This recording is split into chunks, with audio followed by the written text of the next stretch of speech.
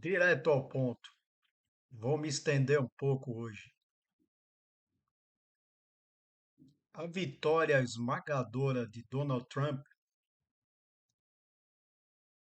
mostra uma coisa que eu venho falando há tempos, escrevendo inclusive em artigos. A macroeconomia padrão, essa que é ensinada na maioria das escolas de economia, não só aqui como fora, ela não dá conta mais de explicar o que anda acontecendo. Que ela não dá conta do resultado, está aí a frustração na Itália, na França, na Alemanha, mostrou na Inglaterra nas últimas eleições. E agora a ampla vitória de Donald Trump, não ele a figura, mostra que a classe média branca americana e a classe média baixa, tanto hispânica quanto negra,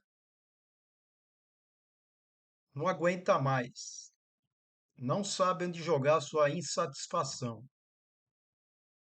Não importa o populismo, a demagogia do Trump, importa a capacidade dele sentir essa insatisfação.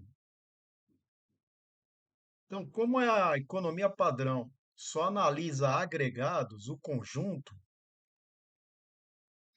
e acha e vende que a economia é um laboratório de química, coisa que não é. Não, porque se mexer 0,2 aqui vai dar um efeito de 0,3, e a tal da neutralidade, equilíbrio em tudo, que não existe.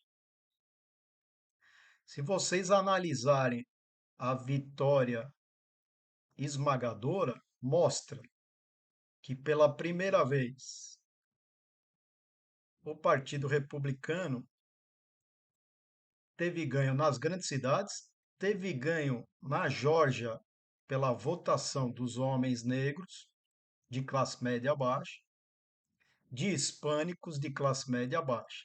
O que mostra isso? Os que os números frios não mostram. Mais de 40% dos americanos teve uma queda de renda, mesmo com a economia crescendo, que mal consegue gastar sua renda para comprar alimento. O problema dos imóveis, que eu cansei de falar aqui, muita gente desde 2008, no meio oeste, no famoso cinturão da ferrugem, o Partido Republicano ganhou de cabo a rabo um monte de cidades fantasmas, que vem desde os anos 80. Eu estava lendo uma reportagem semana passada no Financial Times, uma cidade no meio oeste, deserta. E a indústria que se instalou lá criou míseros 300 empregos. Tudo bem que esse discurso do Trump, que vai fazer protecionismo, aumentar as tarifas, fechar as fronteiras para dentro, e achar que está nos anos 30 do Roosevelt, que os empregos virão, que as indústrias retomarão nos Estados Unidos, no século XXI não existe. Mesmo que as indústrias retornem, é tudo automatizado, não cria mais emprego. Mas o interessante é essa teoria econômica padrão que domina a mídia, que domina a discussão, que domina as escolas de economia, mostra pela esmagadora eleição do Trump que o nível de insatisfação da classe média americana, seja ela hispânica, negra ou branca, e a classe média europeia, que ela não dá conta de resolver os problemas. Ela não dá conta nem de explicar os problemas. Então, quando falam lá, a taxa de desemprego é 4,1, 40% dos americanos têm 3 trabalhos. E assim mesmo não dá conta de pagar tudo. O problema é de não conseguir financiar as casas. A taxa de financiamento dos imóveis é 7,8%. Então, atentem uma coisa que o velho Lord Keynes dizia. A economia muda, a gente muda. Mas a grande maioria dos economistas que vivem dentro de uma caixinha teórica, cada dia eles estão sendo desmascarados. Não por mim, pela própria realidade e insatisfação das pessoas. E a insatisfação da classe média brasileira não é muito diferente. Em 2026, quem conseguir captar essa insatisfação, mesmo que não resolva, o Trump não vai resolver esse problema no século XXI. Mas ele captou a insatisfação, pelo menos ele fala com essas pessoas insatisfeitas. Daí a diferença. A perda de competitividade da economia americana para a chinesa em tecnologia é anos-luz, vai precisar de muito investimento. Mas não interessa. Interessa é o sentimento. Ele fala para os insatisfeitos. Quem vier aqui e captar para falar para os insatisfeitos, vai ser a mesma coisa, mesmo não resolvendo, porque a coisa é neurótica e esquizofrênica. Porque o plano do Trump, né, de 2 trilhões de isenção de imposto para as empresas e tarifa para fechar a economia americana, além de criar inflação, a história mostra que quando você corta imposto de empresa, esse dinheiro vai para o mercado financeiro. E por que vai para o mercado financeiro? Por uma questão moral? Não. Porque quando o empreendedor não vê aumento de renda futuro, não vê aumento de demanda lá na frente e vê possibilidade de ganho no mercado financeiro, ele vai para o mercado financeiro. E historicamente é isso que vem acontecendo. Porque se você sentar para analisar, nos últimos 30 anos, a classe média americana perdeu 30% da sua renda. Está empobrecendo. Na Europa é igual.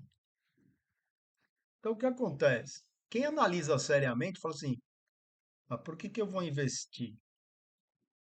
Vou para o mercado financeiro. Não é uma questão moral, é uma questão racional matemática. Para finalizar, pessoal que me acompanha aqui, eu não gosto de fazer vídeo por fazer, como um monte de canal. Então, eu sou obrigado todo dia a gravar alguma coisa para falar o que eu não tenho para falar. Aqui na Bolsa Brasileira, aproveite a queda de hoje e compre, porque tudo que está acontecendo no dia de hoje é uma análise muito rápida e instantânea, que não condiz com a realidade. Não condiz. O mundo é outro e não é rápido desse jeito.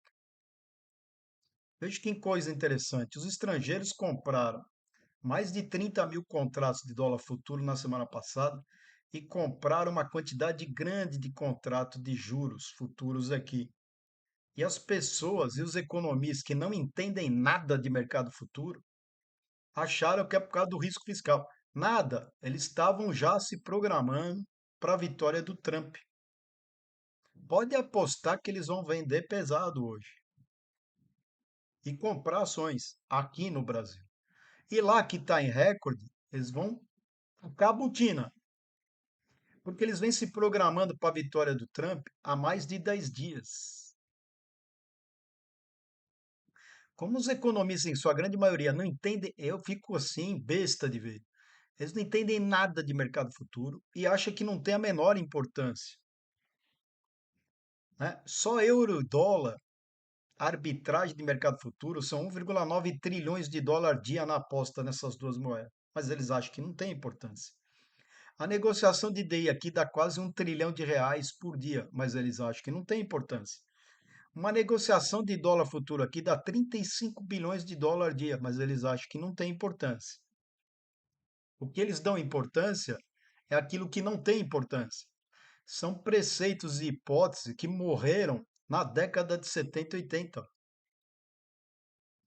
Então, é uma pós-economia, uma pós-macroeconomia que não chegou nos acadêmicos e nas escolas de economia. Se tiver peito, frieza, tome pesado hoje na bolsa.